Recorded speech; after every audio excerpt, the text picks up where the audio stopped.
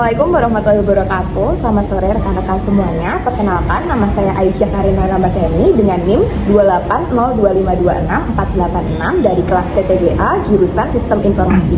Pada kesempatan kali ini saya akan membuat video untuk memenuhi tugas personal 1 mata kuliah Character Building Kewarganegaraan. Pada video kali ini, saya akan melakukan wawancara dengan topik analisis peran teknologi informasi dalam membangun ekonomi digital yang beretika sebagai wujud bela negara di era globalisasi yang terkait dengan Sustainable Development Goals nomor 8, yaitu pekerjaan layak dan pertumbuhan ekonomi. Saat ini saya tidak sendiri, saya dengan siapa mas namanya? Boleh perkenalkan diri? Sebelumnya perkenalkan, Assalamualaikum warahmatullahi wabarakatuh. Nama saya Zidan Batis Alvareza. Di sini saya berperan sebagai remote worker. Di sini saya berperan sebagai project manager yang bekerja di salah satu perusahaan swasta yang sehari-harinya bekerja secara remote di rumah. Oke, baik. Jadi saya sekarang dengan Mas Martis yang saat ini bekerja sebagai project manager ya Mas? Iya, benar. Oke, langsung aja. Untuk yang topik pertama yang akan kita bahas pada sore kali ini adalah etika teknologi di dunia kerja. Etika teknologi di dunia kerja. Jadi kalau ngomongin etika teknologi nih Mas, menurut Mas Martis itu penting nggak ya di dunia kerja dan kenapa kalau itu penting? Etika teknologi di dunia kerja itu salah satu hal yang sangat penting ya, apalagi kita hidup sekarang di era teknologi. Jadi kita nggak boleh sembarangan menggunakan teknologi untuk hal-hal yang di luar kendali teknologi itu sendiri, dan itu sangat dilarang. Jadi kalau ditanya penting apa enggak, itu penting sekali. Jelas penting ya Mas? Iya, benar, sangat penting sekali. Apalagi memang kalau di perusahaan itu sangat dianjurkan dan tidak boleh melanggar itu. Oke, apalagi Mas Martis bekerja sebagai project manager yang aktif di dunia IT ya Mas berarti. Jadi menurut Mas Martis itu sangat penting untuk mengaplikasikan etika teknologi di dunia kerja. Oke, baik. Pernah nggak sih Mas nemu kasus atau situasi di dalam project yang bikin harus mikir soal etika, bukan hanya cuman deadline ataupun target di dalam project itu? Kalau menemukan case mungkin sering ya kalau gitu, dan bikin mikir juga karena memang saya pernah menemukan sebuah project, dia itu memang ada korelasinya sama etika teknologi, dan ini kalau nggak dipikirkan bisa mengacu pada hal yang tidak diinginkan seperti corruption atau hal yang resikonya tinggi. Ya, resikonya tinggi, dan itu sangat memikirkan sekali ya. Sampai berhari-hari mungkin ya. Oke. Terus kalau kepikiran sampai berhari-hari itu action yang dilakukan Mas Martis itu gimana? Yang pertama tentu kita harus explain dulu nih buat flow bisnisnya kayak gimana dan nanti resiko-resiko yang ditanggung seperti apa. Oh, jadi dijabarin dulu ya di awal sebelum mulai project itu apa aja yang harus dilakukan dan apa yang tidak boleh dilakukan gitu. Karena memang kalau sampai melanggar nanti melanggar etika profesional perusahaan. Oh iya, baik. Jadi nanti takutnya malah meluber kemana-mana, jadi resikonya makin tinggi lagi. Oke, jadi bagus. Terus kemudian sebagai project manager nih, biasanya Mas ngapain supaya tim itu tetap mengaplikasikan etika teknologi dan bertanggung jawab dalam pekerjaannya? Tentunya sebagai tugas seorang project manager kita harus mengontrol.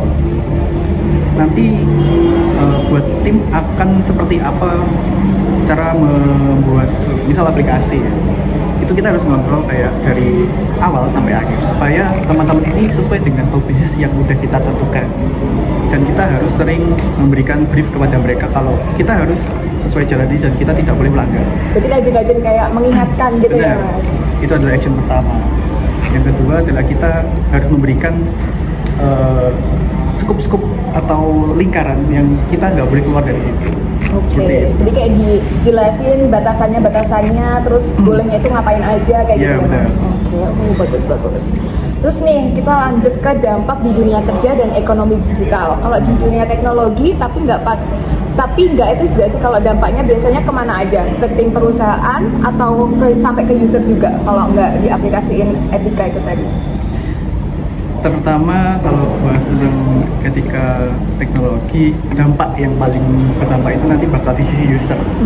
Karena yang memakai aplikasi ini nanti bakal sisi user, dan itu juga berdampak pada perusahaan. Dan kalau sampai berdampak ke perusahaan, nanti teman-teman yang ada di dalam perusahaan itu akan berdampak juga. Ambil pengaruh ya, karena bertanggung jawab sudah mengerjakan yang proyeknya itu. Apalagi kalau itu nanti sampai benar-benar melanggar etika, perusahaan itu bakal bisa tercoreng. Oh, tercoreng. Baik. Jadi kalau dipastikan jangan sampai ke user untuk Iya. untuk yang apa itu tidak mengaplikasikan etika dari ini. Oke, menurut Mas Martis, teknologi yang dipakai itu dengan benar itu bisa membantu menciptakan kerjaan yang lebih sehat dan profesional nggak sih Mas? Atau cuman ya pokok teknologinya bener aja gitu? Teknologi benar. Kalau kita Sesuai, benar-benar memakai dan itu menerapkan, itu sangat bisa membantu dalam proses kita bekerja dan itu meningkatkan proses profesionalitas kita. Apalagi kita memberikan kepercayaan pada user atau klien kita kalau kita itu nggak melanggar semua.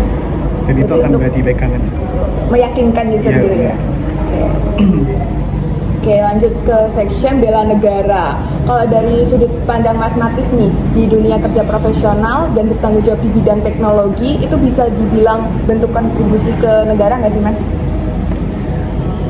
Kalau dibilang iya, karena kita pertama meningkatkan perekonomian. Oke. Karena tujuan dari perusahaan itu memberikan lapangan pekerjaan kepada masyarakatnya. Dan itu sangat berdampak pada sektor ekonomi sebuah negara. Kemudian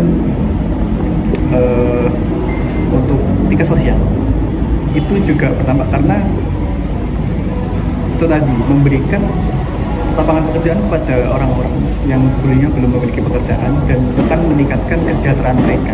Jadi melalui teknologi bisa menyediakan beberapa lapangan pekerjaan, juga mendukung perekonomian juga ya Mas? Benar sekali. Oke, bagus. Oke, kita udah membahas beberapa etika-etika dan juga pengaruhnya di dunia kerja. Dan terakhir nih Mas, ada pesan nggak sih buat mahasiswa atau fresh graduate yang nanti bakal terjun ke dunia kerja, khususnya ke dunia teknologi? Kemudian kalau misalnya udah bekerja nanti harus yang pertama menjaga etika teknologi itu tadi, karena itu sangat penting untuk menjaga perusahaan kalian supaya tetap sustain di masa depan, dan itu akan berdampak ke diri kalian sendiri kalau itu bisa kalian jaga seperti itu. Dan kalian harus sering-sering buat mengupdate diri kalian di perusahaan supaya nanti bakal memberikan dampak kepada kalian juga seperti itu. Rajin-rajin cari pengalaman, Bener, juga relasi bener gitu sekali. ya Mas. Oke, terima kasih Mas Martis atas kesempatannya, atas Terima kasih. waktunya. Terima Terima kasih. kasih.